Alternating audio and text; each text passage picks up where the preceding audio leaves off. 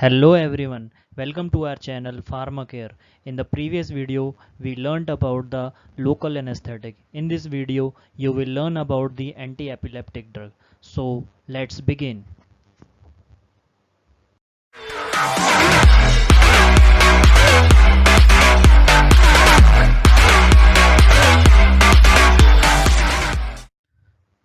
First topic we are going to study is the definition of epilepsy. Epilepsy की सबसे पहले definition पढ़ते हैं. एपिलेप्सी की डेफिनेशन के अंदर बोल रहा है कि epilepsy is a central nervous system neurological disorder in which a brain activity becomes abnormal, causing a seizures or a period of unusual behavior, sensation and sometimes loss of awareness. Anyone can develop a epilepsy. epilepsy का basic meaning होता है कि मिर्गी. Epilepsy एक central nervous system की disease होती है या डिसऑर्डर होता है जिसके अंदर ब्रेन एक्टिविटी एबनॉर्मल हो जाती है और जिसकी वजह से मिर्गी आती है, सीजर्स आते हैं. इसके अंदर क्या होता है, जब भी पेशेंट के अंदर एपिलेप्सी आती है तो उसके अंदर अनयूजुअल बिहेवियर होते हैं. उसको खुद को नहीं पता होता कि क्या बॉडी शेक हो रही है या कैसे हो रहा है. जब एपिलेप्सी ख़त्म होती है कभी कभी पेशेंट को अवेयर नहीं हो पाता कि क्या उसके साथ हुआ है. लॉस ऑफ अवेयरनेस हो जाती है और सेंसेशन भी लॉस हो जाती है ड्यूरिंग द एपिलेप्सी. किसी भी पेशेंट या किसी भी पीपल के अंदर एपिलेप्सी हो सकती है. जब एपिलेप्सी होती है तो इसका अनप्रिडिक्टेबल होती है एपिलेप्सी, क्योंकि और इसकी फ्रीक्वेंसी जो होती है वो वेरिएबल होती है. पता नहीं कर सकते हम कितनी फ्रीक्वेंसी से कोई भी एपिलेप्सी आएगी. ये 30 सेकेंड्स टू 30 मिनट्स तक वेरी करती है. Next we are going to study is the classification of epilepsy drug.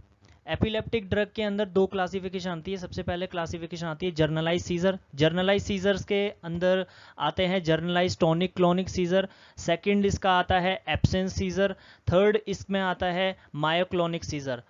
Second part इसी का क्लासिफिकेशन का आता है पार्शियल सीजर्स. पार्शियल सीजर्स के अंदर फिर फर्दर कैटेगराइज होते हैं सिंपल पार्शियल सीजर. सेकंड इसके अंदर आता है complex partial seizure. Next category of classification is the chemical classification.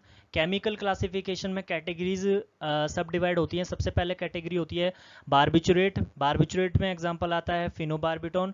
Next category is deoxy barbiturate जिसमें एग्जांपल आता है primidone. Third is hydantoin. Hydantoin के अंदर फेनिटोइन एंड फॉस्फेनिटोइन आते हैं.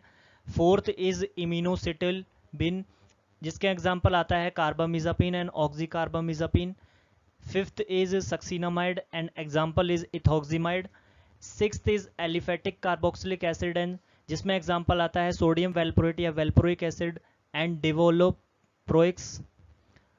सेवंथ इसमें एग्जाम्पल आता है बेंजोडाइजापिन जिसके अंदर आता है क्लोनाजिपाम, डायाजिपाम, लोराजिपाम, क्लोबाजेम.